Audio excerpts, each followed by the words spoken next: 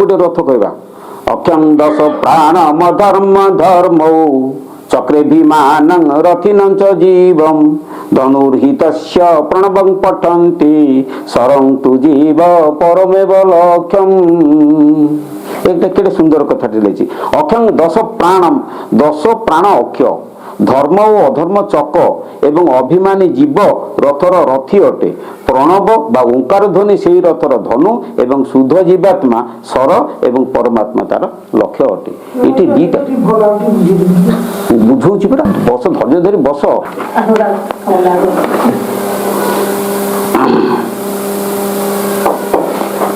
मु सब बुझेछि सब क्लियर करबी तापर मु प्रश्न पचारबी आपण मते सेटा को उत्तर देबे हला।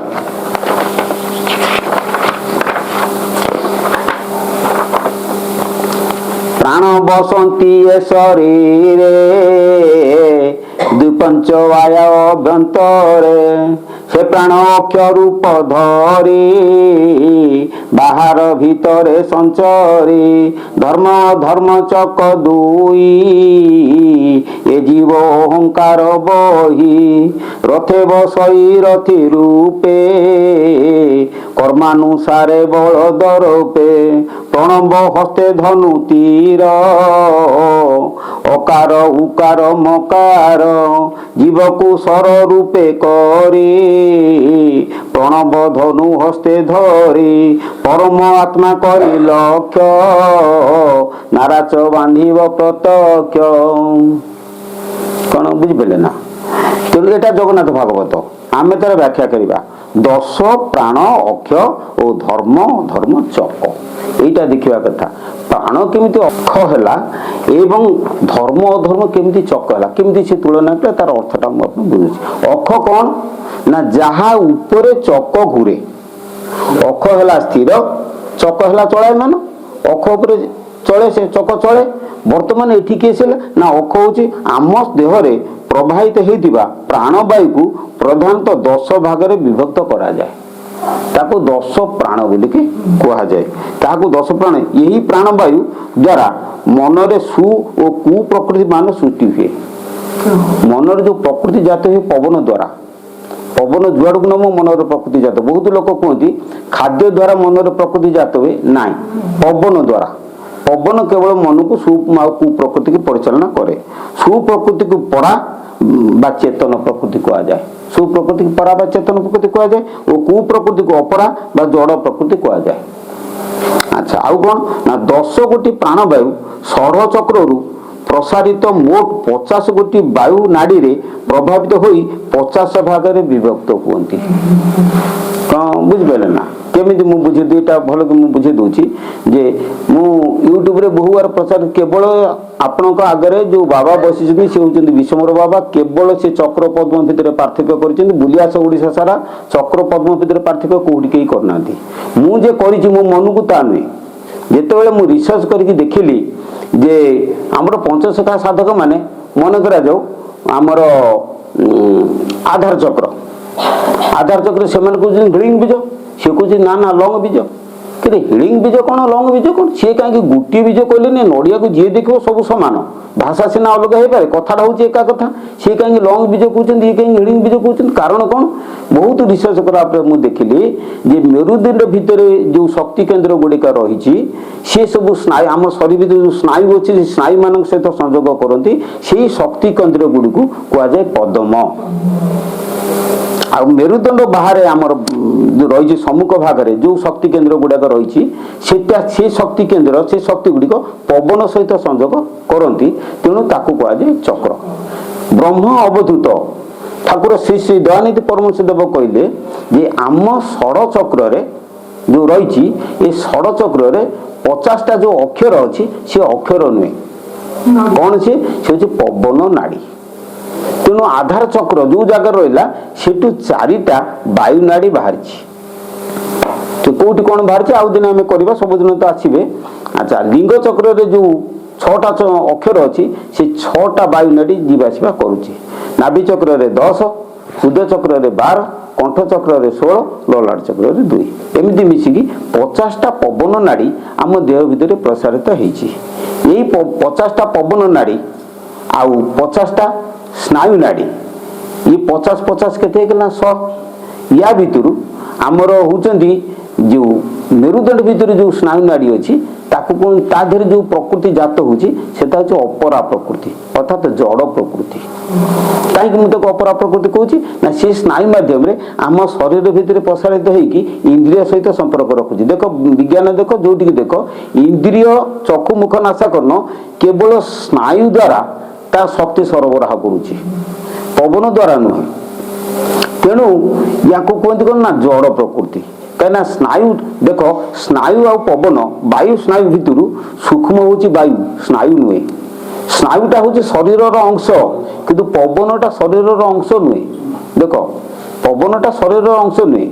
पवन सहित शरीर संपर्क रही किंतु शरीर सहित पवन संपर्क ना मुझे गोटे आ गोटे टॉपिक एब्सोल्यूट रिलेटिव किए कार एब्सोल्यूट किए कार रिलेटिव देख जे पृथ्वी सूर्य क्या भितर देख सूर्य हूँ निरपेक्ष किंतु पृथ्वी हूँ सापेक्षिक रिलेटिव सूर्य हूँ निरपेक्ष एब्सोल्यूट कहीं ना सूर्य उपरे पृथ्वीर कार्य निर्भर करुच्ची किंतु पृथ्वी उपर सूर्यर कार्य निर्भर करनी से आउ का निर्भर करुथिबो तेणु सूर्य पृथ्वी तुलन में सूर्य हूँ निरपेक्ष किंतु पृथ्वी हूँ सापेक्षिक ठीक से भाई आम शरीर भितर पवन हूँ निरपेक्ष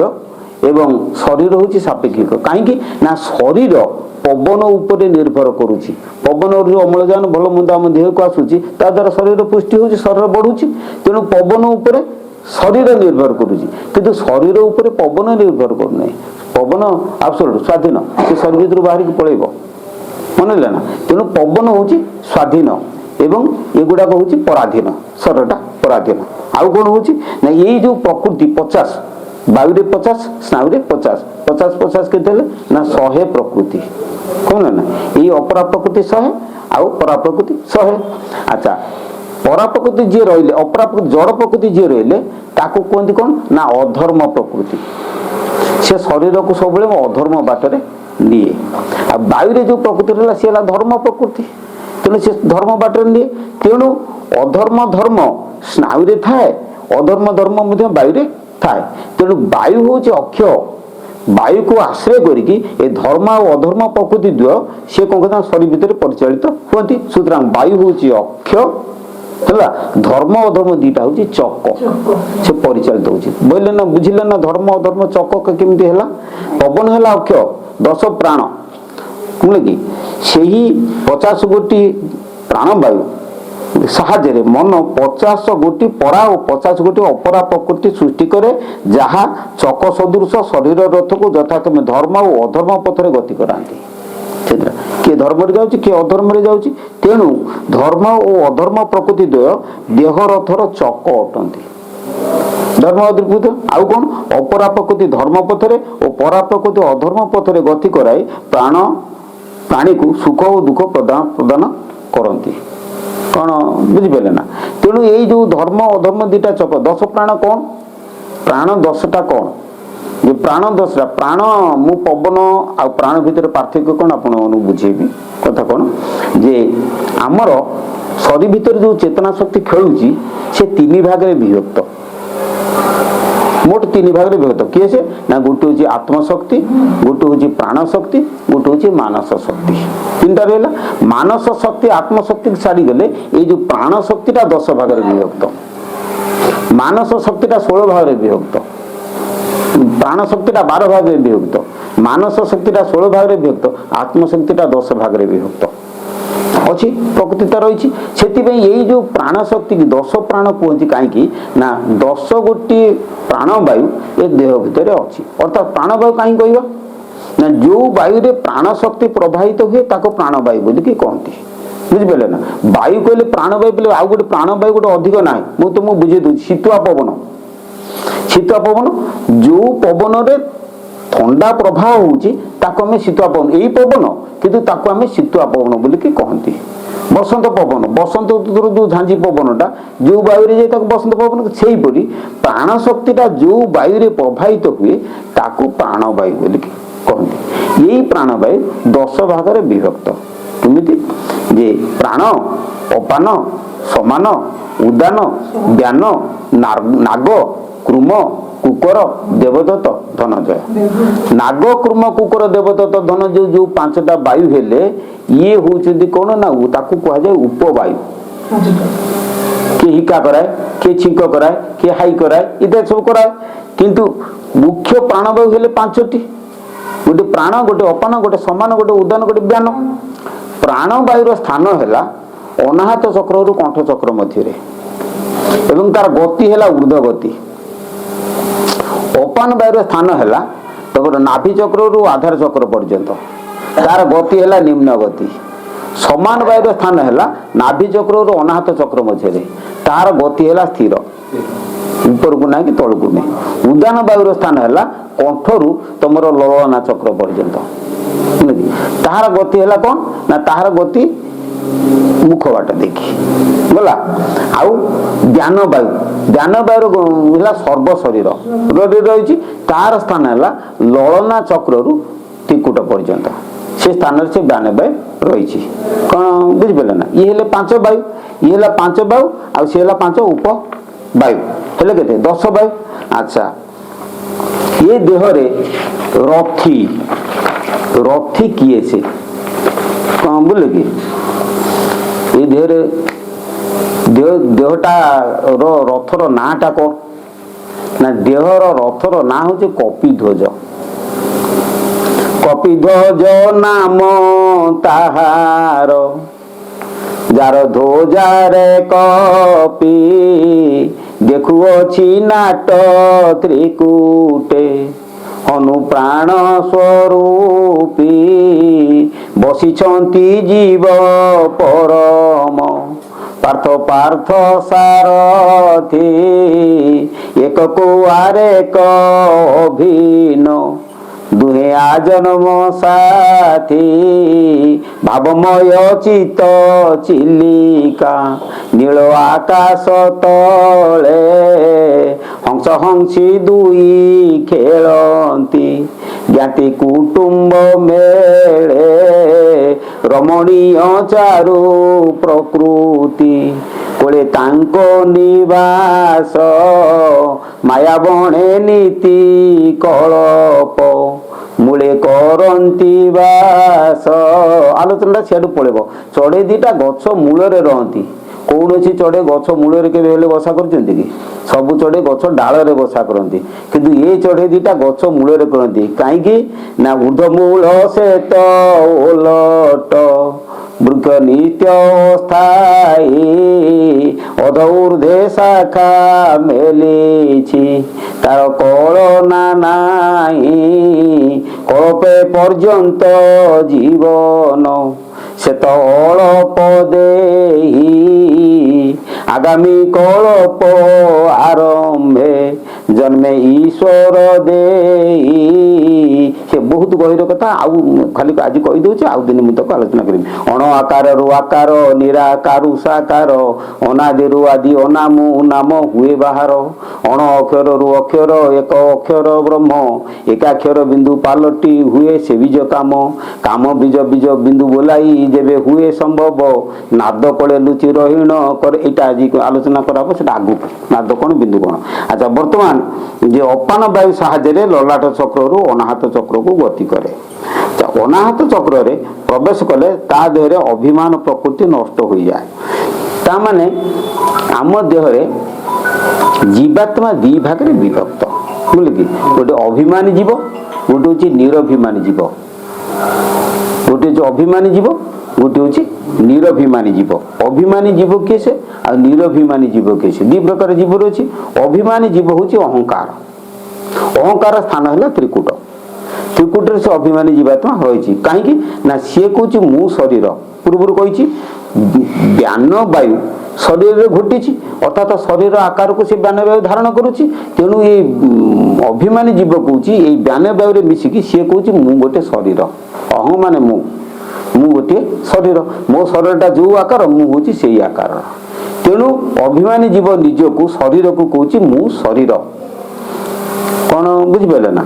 ଗୋଟେ ବାଘର ଅଭିମାନ, ସେ କହୁଛି ମୁଁ ବାଘ। ଗୋଟେ ଛେଳିର ଅଭିମାନ, ସେ କହୁଛି ମୁଁ ଛେଳି। ତେଣୁ ବାଘ ଯେତେବେଳେ ଛେଳିକି ଦେଖୁଛି छेड़ी जो निजुक भावुँ मु छेड़ी मत बाघ खाईदेव बाघ कह मु बाघ मुझे खाई तेणु सी खाऊँ यदि छेड़ी भावता ना मु छेड़ी नुहे बाघ जदि भावता मु बाघ नुहे ताले बाघ छेड़ी की केबे खाई पारते ना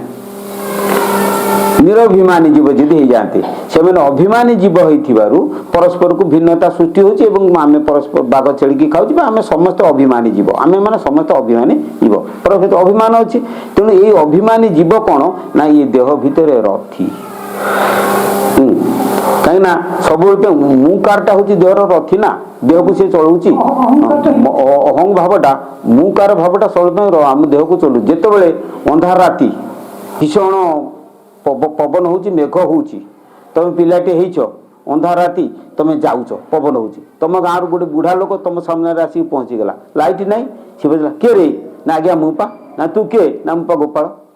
देख ताले मु किए से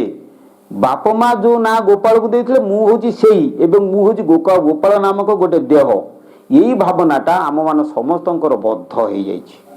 आमे भावी आमे हूँ गोटे मानव शरीर मुकार रूप गोटे शरीर मु गोटे शरीर बोलिकी आमर बद्ध या कहते बंधन ये शरीर भितर मुकार भाव भावी देकी आमे आमे गोटे बंधन रे पड़ जाइछु मु शरीर नुहे ये भावनाटा आमर आसू ना जेहेतु न आसूची मु शरीर बंधन होती जो दिन ये भावनाटा कटिज से मु शरीर बंधन रू कटिज आखु तो कहते बंधन ये तो कहते मुक्ति मन ए शरीर भितर मुकार भाव को आश्रय करी निजे शरीर बोलिकी भावी देकरी सी कौन है ना गोटे बंधन जीवन से परिणत होते से कह मुझे शरीर बोलिकी भावी मु शरीर नुहे ए शरीर भर मुक्ति लाभ कर यही तो बंधन यही तो मुक्ति तेणु ए विषय बाबा उद्यम केवल तुमको बंधन काटिबार कौशलटी देदेवी कौन बोले कि तुम गोटे खंडा देदेवी तुम गोटे कटुरी देदेवी जो थी कि ज्ञान कड़गरे तोरी देहरे प्रकृति लता को पकाहाड़ी प्रकृति हूँ लटा जो अपरा प्रकृत 50 प्रकृति एगुड़ा सब लटा ये लटा गुड़ाक ज्ञान रूपक खड़गरे तू काटी पकेले पर जो सफा हो भितर कौन अच्छी तुम देखिपर ये प्रकृति लटा तेणु बहुत लोक मुझे यूट्यूब रे कही तमें तुम गुरु मान को पचार आज्ञा कौ कर्म कले मो देहर कुप्रकृति नष्ट हो सुप्रकृति जागृत हम से गोटे कर आउ कि दरकार नहीं कौन कर्म कले मो देहर कुप्रकृति नष्ट हो सुप्रकृति जागृत हम से तो दरकार।